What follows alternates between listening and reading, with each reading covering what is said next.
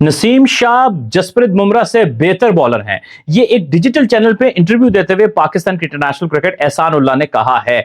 अब सीधा सवाल डालूंगा कि आप क्या एहसान उल्लाह के स्टेटमेंट से एग्री करते हैं कि वाकई क्या नसीम शाह जसप्रीत बुमराह से बेहतर बॉलर हैं?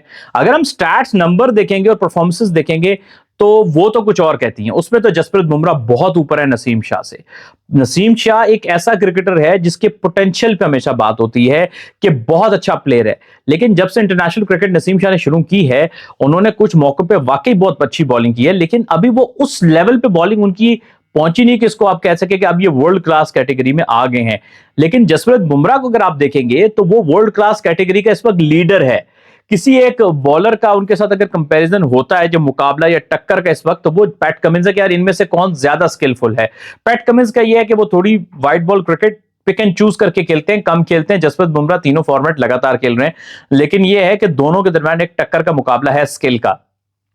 नसीम शाह जब आए तो बड़े अच्छे थे, लेकिन उस वक्त रॉ थे, फिर वक्त के साथ उन्होंने स्किल डेवलप किया तो बहुत अच्छे स्पेल किए। लेकिन नसीम शाह की जो परफॉर्मेंस है वो इन बिटवीन है, कभी बहुत अच्छी, कभी अनफिट होकर बाहर हो गए।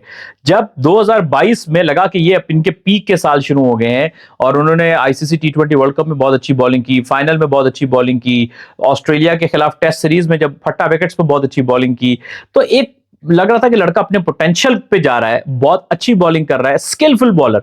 जितने भी ये लॉट पिछले 4-5 साल में आए थे जिसमें बहुत तेज बॉल करने वाले बॉलर आए थे, जिसमें मैं नाम कुछ अगर जो जहन में आ रहे हैं, नसीम शाह, उस वक्त शाहीन अफरीदी भी तेज थे, मूसा खान, आपके एहसान उल्लाह बाद में आ गए, अरशद इकबाल तेज गेंद करते हैं, मोहम्मद हसनैन हो गए, जिशान जमीर हो गए।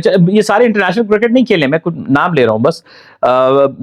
जिशान जमीर हो गए और बहुत सारे नाम, सिराजुद्दीन है, चलो अभी आया अभी, यानी मैं कुछ मिस कर रहा हूँ नाम। 10-12 लड़के ऐसे थे जो कि ठीक ठाक तेज गेंद करते थे।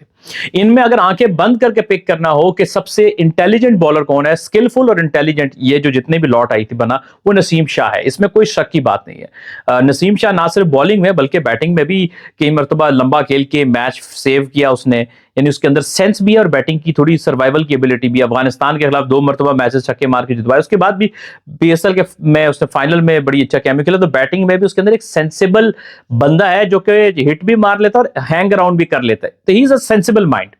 लेकिन जब वो अपने पीक को छूने की कोशिश कर रहा था, उसमें मसरूफ था कि अपने पोटेंशियल पे जाने की, अच्छी क्रिकेट खेल रहा था, आपने इंजरी करवा दी और उसके बाद आपका फजूल सा मेडिकल पैनल जिसने बहुत से प्लेयर्स के करियर तबाह किया, शाहीन अफरीदी भी उसमें एक रिसेंट एग्जांपल्स में, और नसीम शाह जो है उसमें कंडीशन था कि उस तरह से अभी उनकी पेस नहीं बन पाई जब से वो इंजरी हुई है।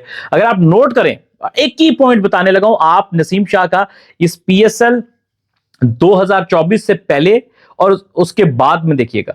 पहले क्या था, नसीम शाह जब बॉल करते थे उनका ये हाथ पीछे यूं स्ट्रेच होता था, फिर वो फिनिश करते थे, इसको लोडिंग कहते हैं क्रिकेट में।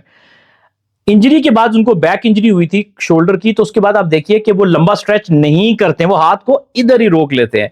इट मींस कि वो अपने कहीं शोल्डर को या तो प्रोटेक्ट कर रहे हैं या उनको भरोसा नहीं अपने शोल्डर पे कि वापस इंजरी हो सकती है, या फिर वो थोड़े डरे हुए हैं इसलिए वो अपना, या उनको मना किया गया कि आपने पूरा लोड ना करें, तो देयर इज समथिंग मिसिंग। उसकी पेस भी कम है, उसकी मूवमेंट भी कम है, इन बिटवीन कुछ गेंद पड़ते हैं, लेकिन still he is not at his potential. तो ये कंपैरिजन बिल्कुल फजूल है। ये इतना आर्गुमेंट जो मैं कर रहा हूं कि एक बॉलर जो कि इस वक्त वर्ल्ड क्लास है, अपने आप को प्रूव कर चुका है और प्रूव कर रहा है हर आए दिन के साथ, एक बॉलर जो कि अभी अपने पोटेंशियल को आहिस्ता आहिस्ता पहुंच रहा था, उसका फिर बीच में जो सफर है वो रुक गया, खराब हो गया और अब वो स्ट्रगल कर रहा है इंटरनेशनल क्रिकेट में। एक बहुत अच्छा पोटेंशियल बॉलर आप उसको कह सकते हैं। उसकी फिटनेस आई होप कि अच्छी हो जाए, किसी अच्छे मेडिकल का कोई स्पेशलिस्ट हायर हो जाए, तो हाँ, जब इन फ्यूचर आप कह सकते हैं अगर अपने पोटेंशियल को मीट कर जाए तो he is one of the best बन सकता है। लेकिन at the moment Jasprit Bumrah से कंपेयर करना नसीम शाह को, आप ऑनेस्ट मिस्टेक कर सकते हैं, आप आइडियल वर्ड में कह सकते हैं, लेकिन इन रियलिटी ऐसा कुछ भी नहीं है, ना स्टैट्स में, ना नंबर में, ना परफॉर्मेंस में। ये जो कंपैरिजन का खा बखा का जो तरीकाकार है बहुत गलत है। जब बाबर आए, उन्होंने रन्स करना शुरू किए तो विराट कोहली से मिला दिया। भाई दुनिया में रन्स बहुत सारे प्लेयर करते हैं, लेकिन जो टॉप पे बैठा प्लेयर होता है उसका जरूरी नहीं कि आपसे कंपैरिजन करके किसी को बड़ा साबित करना है। हर प्लेयर की अपनी जर्नी होती है, हर प्लेयर का अपना स्टाइल होता है, हर प्लेयर की अपनी प्रेजेंस होती है इंटरनेशनल क्रिकेट में।